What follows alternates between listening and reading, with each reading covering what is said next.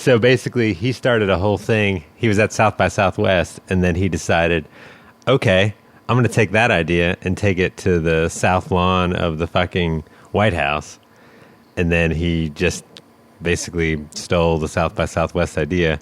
I'm curious if bands have to pay $150 to submit to South by South lawn.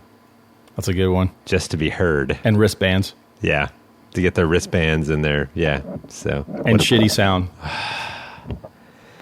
There we go, South by. So, how do we do this? So, do we just start saying, hey, what's it going to be called? Bad Truth.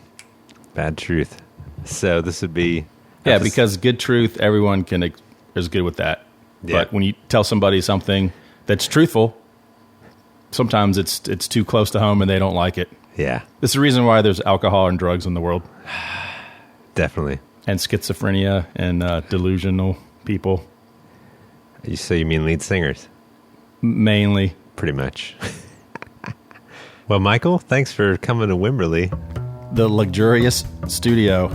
The Yellow Dog Studios. Yes, it is. I don't see any yellow, though. No, there's a lot of red and black. That seems to be the theme of the place. But, well, the dog is yellow, right? The dog is yellow. Is that yellow because I grew up in Richmond, Virginia, and when you called someone yellow, I think you put an A at the end of that. Yellow. Yellow? You go, oh, he has a yellow streak going down the middle of his back. Oh, that means he's kind of wimpy. Yeah, kind of a wussy guy. Yeah, a yellow dog. So I was wondering if yellow dog there's a dog that you guys knew of.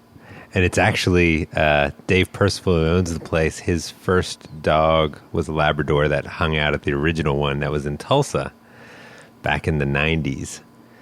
And there was a yellow dog, and Buddy was the yellow dog's name. Now we have a new yellow dog named Lucy.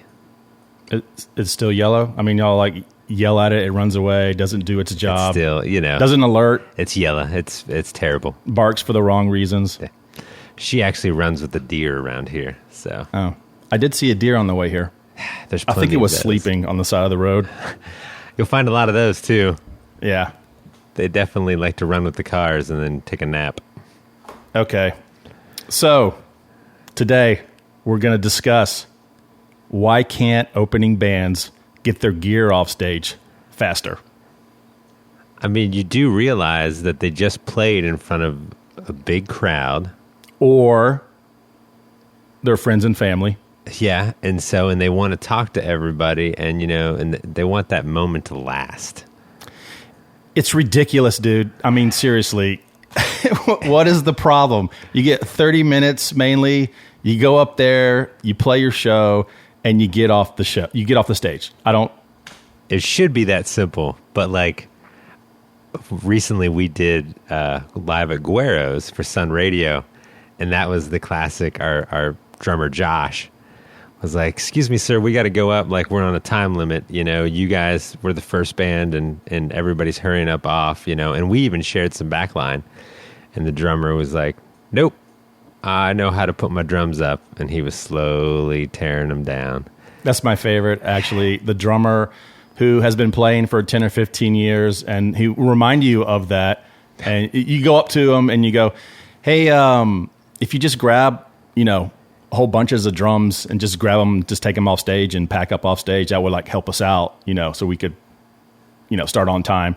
And then immediately you're the asshole. There's no way around it. Yeah. You either say like, "Hey," in a nice way, or you say in a direct way, or you say in the asshole way, which is usually how it comes off for me. I have resting asshole voice. So apparently every time I try to tell somebody something, I'm an asshole. Uh-huh. And that's why this podcast is called Bad Truth. Bad Truth. The truth no one wants to hear. Yeah. So go back to this one drummer in particular. He was taking each cymbal off one by one. Oh, wait. First he had to check his phone, finish his drink, and then he went off stage and talked to his girlfriend. Then he went and got his cymbal case, the SKB one, and then he runs back over, reaches into it, and then starts wiping down and taking each cymbal off. And that's when I lost it. Yeah. Yeah. But if you say anything, you're the asshole. Then the fucking Michael. I mean, Well, they don't know who I am because no one in this Texas scene has any history. So you can just throw that in there right off the bat. But we can go through each musician of what they do of these opening bands that don't know how to get off the stage faster. Okay, so the bass player, he always has a gig bag usually. Oh, yeah. So we have to go get that. Got to get the gig bag. And bring it onto the stage and then wrap his cable up on the stage.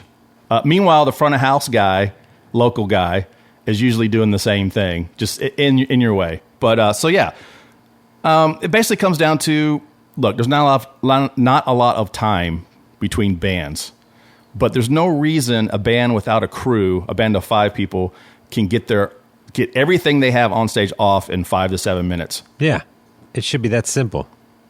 But I mean, the bass player wraps the cable, he puts it in the front pocket, but it doesn't quite fit the front pocket. So the cable's kind of coming out, so he's having trouble putting that in, and then he's trying to put his bass in. Then the guitar player's girlfriend usually brings up the pedal case, because usually in the opening band, he doesn't actually have a pedal board. It's a girlfriend crew is basically what it is. Yeah, the girlfriend crew. So normally the pedals are over there, but they've got to be put in the bag just the right way. Right.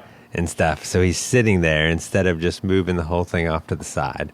It's not so much a rant. Well, it is a rant, but it's more this is an informative podcast today. It's a teaching podcast. Yeah. Because, look, we've all been there. I've been in an opening band more than I want to be. I've been in a headlining band more than I want to be. And I've also been the unfortunate middle band who doesn't even get a sound check.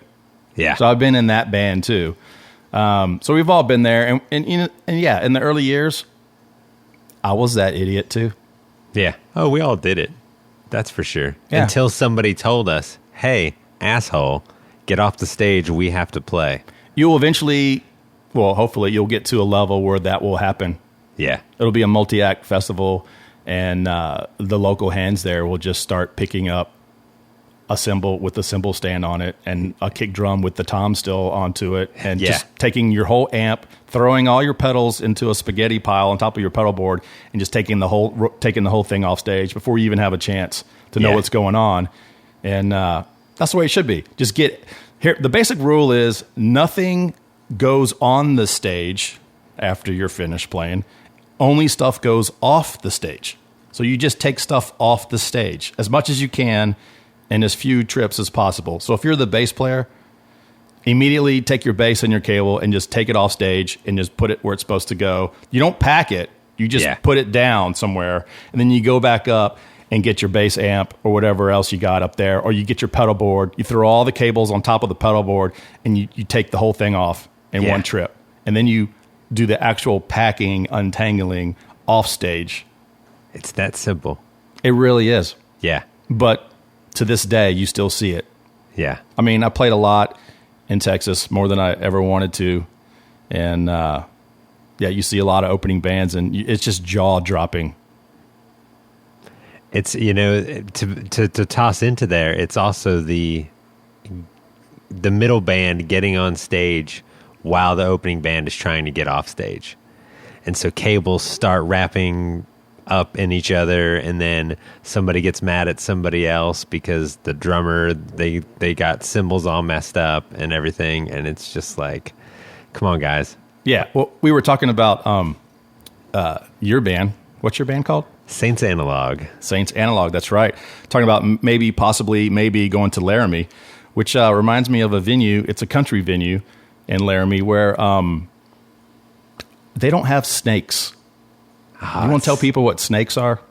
Snakes are, instead of having 24 XLRs running all over the place to get back to the front of house console, a snake takes all those. You can plug the XLR mic cables into the ends of the snake, and then it's just one cable that goes all the way back instead of having 24 or 30 cables going all the way back. So what you're saying is this club did not have one of those snakes. No. They did not, because that would be easy. This guy home runned, which is just plugging an XLR cable from like a DI or a mic directly into the console. Going straight back to the console. Right. So you can imagine all these cables running across. And he didn't even they were just thrown out. They weren't grouped together. They're just I would have cried. some of them were actually like we would finish our sound check and then they started doing the opening band sound check, and you get back for your show and all the cables are run on top of all your other stuff. So you basically have to unplug some of your things and run it through the cables and then plug it back in. Oh, yeah. Yeah, and so And you know it's all going to be back to sounding the same as sound check too. Of course, when you unplug things and move things around. it never does. Oh, it never does. Never, ever. Opening. And then sometimes you'll play a stage where it's a small stage. You got to do the best you can. We've all been there. Like I said, we've been the opening. It's basically, sometimes you're the pigeon and sometimes you're the statue. Yeah. Right? I mean, that's Exactly. basically what it is. You just put a smiley face on. I actually call them smiley face gigs. Yeah. Where you smile on the outside and you're painfully saddened and doing that Indian litter commercial tear Yeah. from the 70s. Just one little tear rolling down the side. Yeah. So that's basically what's going on with that. But yeah, fun with opening bands. So I forgot where I was. Where was I? We were going through, we brought up the fact that we were talking about Laramie, and we were just talking about the opening and middle bands. And Oh yeah, no bands. room on stage, right? Yeah. Okay, so you're the headline band, and there's not a lot of room. You try to do the best you can. Some bands like to push up anyway and just make it more difficult. Yeah. You walk up there as an opener, and you're like, dude, really? You left us there's 10 feet behind the drummer's throne. Yeah. You had to push up all the way. Yeah. So, I mean, it works both ways. But, there'll be that one band that has all their gear with them, and they come up there and they go, hey man, can we share drums? Or can I use your bass rig? And I'm like, do you have a bass rig? Yeah, I got it in the trailer. And I was like, okay. I mean, I don't know what else to say. I mean, we're going off tangent here, but that's what this Bad Truth is all about. It's about exposing the bad truths wherever we come up with. I usually don't like to let anyone use my rig, and there's a reason for that. Because I've had things happen to my rig as being in a headliner band. Yeah. And then when you go to play, I think the funniest story of all, all right, here we go. Yep. I'm going to tell the Go for story it. about when I was with Pat Green Band in the early 2000s, and I just come back to the band. Of course, I quit several times, but it's a good one. So the opening band was Cross Canadian Ragweed. Everybody remember that band? Yep. And this is a story that hasn't been publicly told. Not a lot of people know what really happened, but apparently they wrote a song about me because I'm an asshole, and which is pretty funny. I haven't heard the song, but I'm sure it's good. But I think I want to know what song it is. yeah, I don't know. Someone will have to tell me. Maybe I can research it. Yeah. But yeah, it's such a long time ago. All right, here's the deal. I was back to playing with Pat again, and we were doing this run somewhere, I don't know. And then Ragweed, as they're called, were going to finish out some dates with us. And I hadn't seen them since an earlier stint with Pat in Stillwater at the original Wormy Dog. Yeah, the original Wormy You had to Dog. walk up the steps, stuff like loading that. Up the stairs, yeah. Right. I quit Pat once there too. That one. That's another story. But yeah, so I just remember him from just being in a local band from up there that was just starting out, didn't really notice or pay attention too much. And, I was talking to Justin, Pat's drummer, and he goes, hey dude, I know you've been away for a while, but this band is blowing up. I mean, they're just like selling out places, going crazy. Pat, it's been taking them out on the road a lot. And, he even wore their tour shirt in a music video. And so, really supporting them a bunch. And so I was like, all right, cool. Well, I'll go listen to them, for their set. Right. And we get up there to do sound check, and Pat had a crew back then, so we were like spoiled rotten. We didn't like load anything or unload or touch anything. It was just all set up. And I've been playing with Pat for a while, and I had this Eden. Remember the Eden 210 cab? What's the furry stuff? What's that called? what is that called? Damn. Yeah. Anyway, the black furry stuff on the edge. And I'm getting up there. We're getting ready to do sound check. We're noodling because we didn't know how to sound check back then. Everyone's playing on top of everybody while the poor crew is trying to, put the kick drum mic in, and the snare is going whack, and there's guitars are like playing at 10, noodling. Yeah. It's one of those things. And I look down, and on top of my Eden 210 rig, there's a cigarette burn. Ooh. Into that black furry stuff that we don't know what it is right now. Yeah. So I saw that and I was like, what the hell? And I start going, I hate openers. I hate fucking openers. And that's what I was talking about, the cigarette burn from the night before. Ah. And as I look up from my, expletive. Yeah. I look up and I see Justin is talking to Ragweed's drummer. What's his name? Randy. So he's talking to Randy. Nice guy. I mean, I think I've talked to him a few times. He's a good guy. And I see this look on his face, like the wide-eyed, like, oh my God, who's this dude? Whatever. But it was really quick. I really didn't pay too much attention. And so we go back to the hotel. Yeah, blah, blah, blah. We get back. I'm watching their show out there with Justin, and I was going like, yeah, I mean, this is like completely night and day difference from like 4 years ago or more. So I'm I'm out there watching the whole show, not thinking anything of it. And then we do our show. I get back in the bus, and then our road manager, Brad Ewart. Oh no, he was the merch guy at that time. So he comes back from Ragweed's bus and goes, T-Bay, my nickname. Dude, they hate you. I was like, what are you talking about? I don't even know what's going on. He goes, I don't know, dude, but whatever it is, they're like pissed and they hate you, and you're a dick, asshole, anything else you want to say. And I was like, what did I even do? I have no idea. So it's kind of funny, but that there was some kind of a feud that went around, and I guess that's where some of my reputation came from. Yeah. Gotcha. That's basically how that story. It was basically he heard me say something about somebody else, and they took offense to it, and that's how that started. Kind of a feud that lasted for quite a while. Yeah, it's kind of like a Larry David, Curb Your Enthusiasm story. That's a straight up Larry David. Yeah, I guess I'm the Lebanese version of Larry David, and I own that. I don't care really. To, but I think Water's Under the Bridge. I mean, it should be, but I don't know what that song is. We'll have to find out what it is. Maybe we can research this, and then we'll play it at the end of this podcast. At the end of this podcast, yeah. See, cool. I'm down. I'll find it. Yeah, I think we've covered the opening band and why they can't get their gear off stage fast enough. Yeah, I think having a loading stage, like a place to put their cases, like if the place has a designated area, they can throw all their stuff there, and they can take everything directly to that spot and pack up then. Yeah, that's the thing. I mean, what we're basically going to now is we're basically going to opening band etiquette.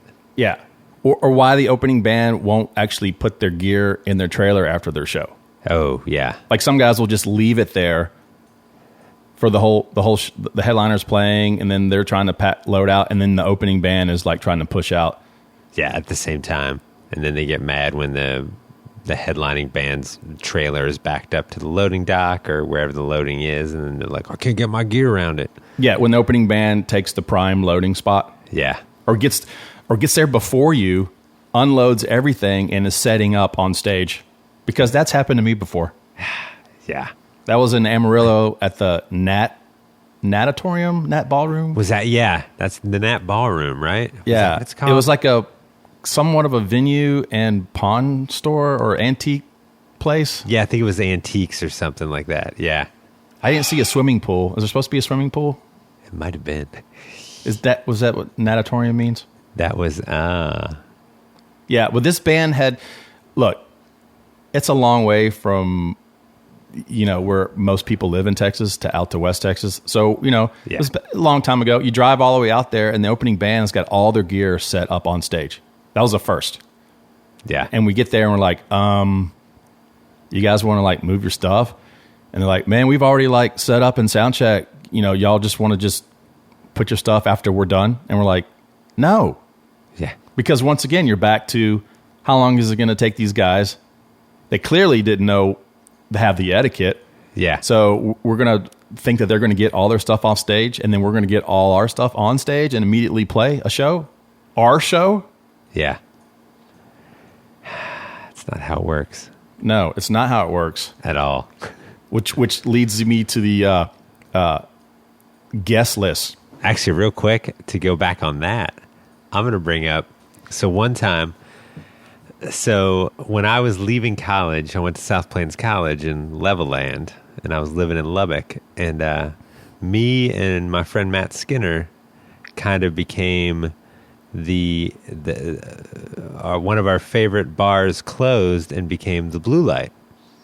And so when the Blue Light opened, we started doing the open mic jam, and it was next door was Clouseau's doing their jazz jam, and so we had a thing going where players would just go back and forth. We spent the whole summer doing that. It's a great time. And then we moved down to San Marcos and recorded our first record with Lloyd, the first Dub Miller album.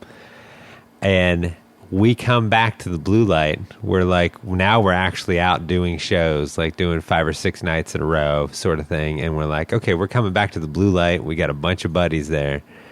And it's going to be Saturday night at the Blue Light. This will be fun. This will be a good time. It was our first time back since we moved down.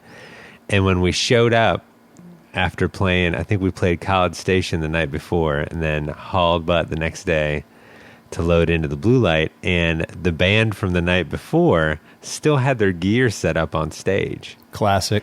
And then started giving us attitude. When one of the guys showed up to start clearing the stuff down, he was like, you guys can just hold on. You guys don't need to, why are you in such a hurry to set up and sound check? And it's like, well, we just want to set up and sound check so we can go eat. Yeah, we have lives. Because we've been on the road a bunch. And but all their gear was on the stage, and they weren't in any hurry to get their stuff off because they got drunk that night before, that Friday night at their show. That's how you know you're at a top shelf venue when the previous night's band's on gear. There's just extra stuff all over the stage, set lists, tape. Oh, tape, yeah. Sometimes a capo or a cable. Yeah. But they never change those rugs out on stage, by the way. No. I don't know if you've ever played the Wormy Dog in Oklahoma City. Oh, I have. I think it was Reckless one time. Yeah. That is in a group of bars. Look, if Red Dirt wants to call themselves Texas, what? No, it's Texas Country, but the people from Oklahoma don't want to call it that, but still want the same advantages. So they changed the name to Red Dirt. Yeah. Which I don't recognize the term Red Dirt. It hurts me to say it. But that venue would be inclusive then in the Texas music scene. Yeah. I would think. There's not a Oklahoma radio Texas chart, is there? That covers multiple states? No, it's a Texas regional radio. Yes. TRR. Yeah. But there's not a Red Dirt regional radio. No. Because dirt is gross. Dirt is gross. I never thought about that. Well, I don't like to do much thinking. So that venue would that would be included. And it's one of those venues that you can tell they've never put 1 cent invested back into it since the day it opened. Yeah. Which there's a lot of clubs that way. You just look up at the ceiling, and then as soon as the drummer starts hitting the kick drum, people are going to get sick. Yeah. Stuff's falling. Yeah, oh yeah. You play those venues where you're playing a show, and then stuff's just like every now and then something falls from the ceiling. Yeah, that dust bunny thing that's been up there for 20 years. The chemistry experiment, the science experiment at the rail house in Alpine. Oh yeah, Railroad Blues. Yeah, where the ceiling is like divided. And the usually like the left side of the stage, that would be stage left, looking at the crowd. What is that hanging from the ceiling? Yeah, I have no idea. We just recently played there. Yeah, and they have like 4 or 5 power amps right above the drummer's head on the flimsiest little installation. They're just on this little ledge. I'm going like, man, this could go really bad. This could be a really bad accident. Yeah. And then the only thing I'm thinking about is, so are we going to cancel the rest of the run, or are we going to keep, because I was expecting to get paid for this full weekend. Oh, yeah. If the drummer dies, If the can we get a new drummer's dead, drummer in? What is the... Yeah. Do we have to start putting that in contracts? Is it weird to think that? Like you're playing a show and like 4 power amps fall on top of the drummer and kill him, and your first thought is, are we still going to get paid for the rest of this weekend? And do I have to go to the funeral? That ranks up there with the, I think it was National Lampoon's interview with the bass player from the 70s, which we've been listening to recently. Have you heard that one? No, I haven't. I'm going to find that one for you because it's pretty genius. Well, I don't know. I feel like funerals are a waste of time. Well, it's nice to gather with people. I know. And remember.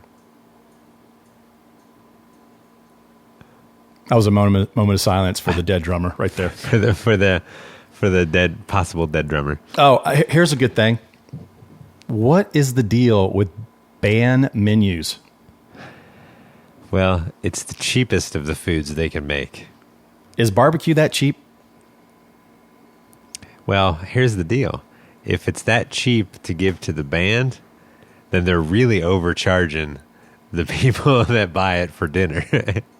Because, the band menus are always the cheapest food that they can always do. So it's like a hamburger, barbecue. And then you realize it's on the same menu as for the regular patrons.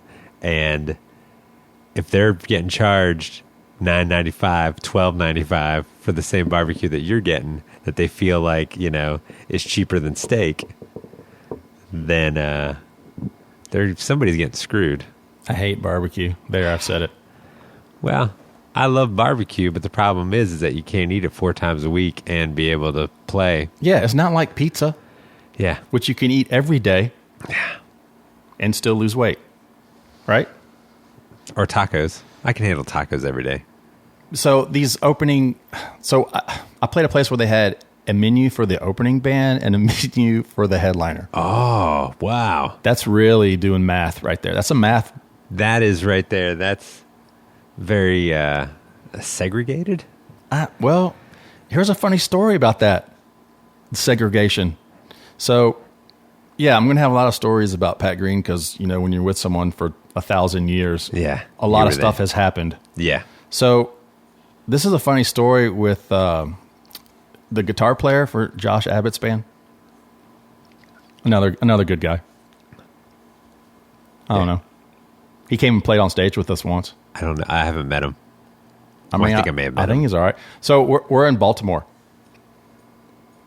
the city of not brotherly love. Yeah. It was in a good part of town, almost. When I say good part of town, there was a police station real close by. Oh, nice. So I felt somewhat safe. Yeah. Walking around. It's weird because you walk where the venue is. It's like the Ram's Head or something. There's like 2 of them. There's another one in Annapolis.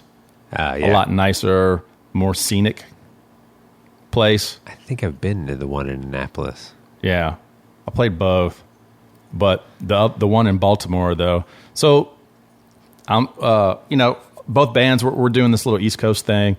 We're all hanging out. We played there before. We're bringing them there for like the first time. This is a couple years. Well, let's see, 4 or 5 years ago, maybe. This is a while ago, and so we've been there before. We know the ropes. They get us the menu. Our guys are ordering, and the bass player. You know him? I don't know any of the band members. Dang it. Okay. Well, so we're hanging out and doing bass talk. Bass players love each other. I mean, we're always friendly. I mean, you play bass. Course. I play bass. Yeah. The bass player, Josh Abbott's band, plays bass. Yeah. And so we're all sitting down, and he orders with us. So we're just all ordering food, whatever. And then their guitar player comes in while we're eating our food, and he wants to order. And then the lady who's taking orders goes, "Wait a minute, what band are you in?" He goes, "I'm in Josh Abbott's band." She goes, "Oh, this is your menu." And he goes, "Well, why can't I order this from that menu?" And she goes, "Because we have. This is your menu. You get the opening band menu, not what the head. This is for the headliner. This is for you guys." And they're having this conversation in the little kitchen area where we're all sitting there, and Josh's bass player is eating with me at the table, just with his head down. Yeah. And so the guitar player is looking over at his bandmate and looking back, and he just getting mad. And he calls the scene, and it's like, these East Coast venues, they're like real venues. We'll have another podcast on what an actual venue is. Yeah, but definitely. For this one, the opening band thing, that's not good. That's not a very good first impression when you're pissing off this venue staff. Yeah, because you don't understand how things work. So I think he got a talking to. It's the old someone wants to see you in the back lounge of the bus, and you're like, oh God, what did I do now? Yeah. So, but yeah, we've all been there too. I've been in the back lounge. Oh yeah. Get the wrist slapped. Yep. Some people more than once. Yeah. Some people should be in there more than once. There's always that one guy in the band that gets away with everything. Yeah. And then the one guy that gets blamed for everything. That didn't do anything but still gets blamed. That's me. Yeah. Thanks, guys. Yeah. Where are we at right now? Oh, here's another funny thing as an opening band. So I was playing with Chris Cagle. Oh. And this is one of our first shows ever, and as an opening band etiquette, and we're playing, and the fiddle player, still new, had a boombox. Adam, when's the last time you've seen a boombox? We're talking cassette player boombox or CD player boombox? Full double cassette on the front with the CD player on top. On top. With the radio, FM and AM. Let me tell you something. I don't think most people even know what the word means, boombox, let alone what one really looks like. Wow. And so why did he have one on stage? That's a good question. Because before every single song, he would play the Chris Cagle song that we were about to play on the in this jam box on stage. Oh, Jesus. And this is like, we're opening band. There's no ears. We're all on wedges. Yeah. We're just trying to play a few songs and get off the stage before someone else does. And so you hear the little doo-doo-doo-doo-doo-doo. You hear the little fiddle thing. That's my diddly doos there. Yeah. And you're going, oh, okay, this is the song we're doing. Cool. And then he would go play the song. That's the weirdest thing. Wow. Was he good enough to pull it off? I mean, he could play. Yeah. But I guess he just didn't want to learn. It was pre-chart era. Yeah. See, I think back then, no one knew how to write charts. So what you would do is you would bring your jam box, your boom box on stage and play a little snippet of the song you're about to play. Yeah. And then once you do that, you remember the whole rest of the song. Yeah. That's how that worked. Well, that's, I think half the time I get asked to fill in for a couple shows just so I can make charts, and then people want the charts just for other fill-in people. The struggle of boom boxes. It was a deal back then. I remember going to, you remember Circuit City? Yeah. Oh, yeah. I remember Circuit City. Yeah, Circuit City. A guitar player, a friend of mine, he had a Fostex 8-track. Yeah. Yep. Yeah, and a tuning pitchfork, a real one. Yeah. And he would record the tuning, the pitch, the A440 on a cassette, and then he would play it again and hit it, and it would match, and that's how he knew that the cassette was playing at the right speed. Whoa. So we'd So we take that cassette and the pitchfork and then go to Circuit City and put that cassette into all the jam boom boxes or whatever, and make sure that the cassette was playing at the right speed, because a lot of those things weren't playing at the right speed. And if you're trying to learn songs by ear and trying to learn how to tune, this is before all this technology we got now. Yeah. That was his clever way of figuring that out. That's genius. It's genius, really. Yeah. And what's crazy is you would be surprised at how many of them didn't play at the right speed back then. I believe that. Yeah. Yeah, I think the Sony one was the one that played right. Really? Mm-hmm. That's hilarious. So he bought one and I bought one, but we Nice. both had to double check, make sure both of them were playing at the right speed. So that was just little tidbit on that. Little motors were okay. Yeah. And the other, here's another thing. Back to the Cagle story. That same gig, the drummer was new too. This is like the first gig. Yeah. The drummer completely freaked out. Couldn't remember anything. Like totally blank. No idea what was going on. Oh no. Luckily, the producer who played all the instruments anyway, Rob Wright. Yeah. Oh, Rob. he played drums and all that. So he was with us playing keys and singing, and he literally was doing air drums. Showing him what beat to play. Showing him the beat, what the fills were before the song, during the song. So he's playing piano, and then he lift his hands up and do drum motions because the kid was completely like choked. What the? Yeah, this is rehearsing at SIR in Nashville for like a week. Yeah. Playing the same like 8 songs or whatever. It wasn't even a big set. It was just an opening set. Yeah, because you're probably on an opening run. Yeah. Yeah. This same drummer made his own laminate. Nice. It's your first gig. No one even knows who you are. And he has a laminate that he made himself and was wearing it. Yeah. And we're driving. We're stopping for gas in the middle of the night in a van. And he gets out with the laminate. And there's this poor girl, probably got off work or traveling. I don't know. She's getting gas too. And he's not even actually getting the gas. The road manager is. He's just standing next to her with his laminate going like, hey, I'm in this band. Hey, we're playing this show. It's like, dude, we're playing like 3 states from here. Yeah. It's in the middle of the night. We're driving all night. You made your, like, who needs you don't even need a laminate at this stage. Yeah. Yeah, no one's stopping you. So that's part of the... John Carroll was in that band, by the way. Oh, yeah. Yeah. I forgot John was in that band. Yeah, he can confirm or deny my revisionist history of that story, but that was the first gig. Nice. Epic first gig. Nice. Well, I don't know if there's much more to add to this opening band etiquette. One thing we missed was we didn't go back to list. Guest list. Guest list. The opening band guest list. Yeah. I mean, bring your parents or girlfriend. That's cool. But yeah, totally. I mean, most of the time. I don't want my parents and friends and family to be there. I've argued for years to have a no friends and family tour. Ooh. That's kind of a good idea. You're in a cool city, and you're playing a cool venue, and you're all excited, and you want to go explore the city, and then your family's there. Yeah. It's over. Yeah. Hey, where are you guys going? Oh, man, we're going to go visit this, and we're going to go check that thing out. What are you doing? I got to go eat at Outback with my family. Yeah. Yep. We're going to get a chain restaurant meal with the family. I love my family. I'm going to go eat with them in this cool city at a chain restaurant. That I never get to explore. Yeah. And then I have to hang out with them, especially if you're young and single. Yeah. And you want to, explore this Superman cape you got while you're on stage. See how much power you got. Yeah. I guess that's called Trumpism. You want to go Trump? You want to try your hand at trumping? Move heavily. I don't know. Throw that out the window. The my deal, having been on the other side of the guest list, my favorite was the opening band. We got allotted, I think, 2 people per band at Green Hall. And we go and we're like, okay, everybody get your 2 people. So I go to turn the list in. And they're like, well, you can only have 7, but we're allotted 10.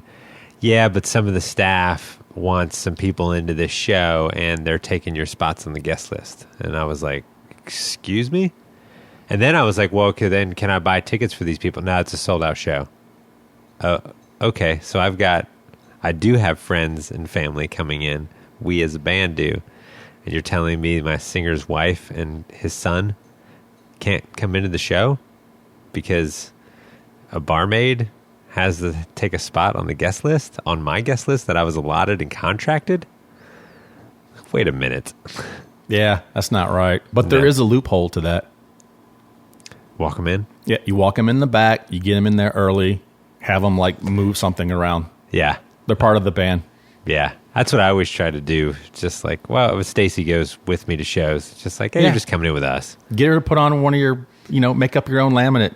Yeah. Have her wear it. Well, she just unloads merch and starts setting up the merch table. There you go. She's working. She's in. Yeah. Yeah, there's always the back. Dude, if anyone's ever played Billy Bob's, talk about the back door. Yes. I mean, sometimes there are more people backstage than there is, especially at some of these Texas festivals. I've never seen so many VIP and guest lists of people who are not even there to see the show. They're just hanging in the back. They could care less what the band's doing on stage. Yeah. I saw that. I actually traveled out with Bart one time, just hanging out, and he was from Steamboat, and he was playing Grizzly Rose, and I think he was opening for Casey Donahue. And it was just one of those where the backstage of Grizzly Rose and the side VIP area was just packed full of all these people that could care less about what was going on musically. It didn't matter the band. They were just sitting there talking about how they were in VIP the whole time. The ones who weren't talking were on their phones. Yeah, well, of course. Yeah. Yeah. Yeah. Guest lists. VIP. VIPs. Yeah, I'm looking through my Instagram account, and I'm seeing a lot of people that I know and some just acquaintances. You know, you got to get the numbers up, right? And you start seeing all these ACL. Yes. Non-musicians, non-music industry people, friends, quote unquote, are all backstage. Yeah. Here I am in the cart, golf cart. Here I am eating catering. Yeah. Sitting backstage, my feet up. I'm like, how? Like, I've played that a couple times. Yeah. So have I. I couldn't even get in there. Yeah. Hey, yeah, man. We played this a couple times. I just want to, just come. Can I hang out backstage? No, we don't know who you are. But this person here that does nothing, yeah, they can come in. Yeah. Yeah. Fans. That's a whole other podcast. Yeah, we'll do super fans. Yeah. And what's become of them. Yeah. Definitely. That'll be coming up. That definitely will. Do you have anything else to add to this? I think that's it. That's good for this first one. All right. Well, I'm Michael Terabay. I'm Adam Oder. We're at Yellow Dog Studios. Oh, Adam. Yeah. Where can people find you online? I'm on pretty much everything of Twitter and Instagram and Facebook, and it's all Adam J. Oder. And my band is Saints Analog. So check them out. Michael, what about you? Yeah, I'm just on a few, like Twitter, Instagram, same name, Team T-Bay, Team Tbay. Yes, don't follow me if you still wear diapers in your 30s. Because, people that follow stuff and then complain. Yeah. Yeah, anyone that trolls my accounts, I just delete them, block them. That does happen. The internet kind of is full of that. It does. You know. Well, cool. Well, this was Bad Truth. And until next time. Yep.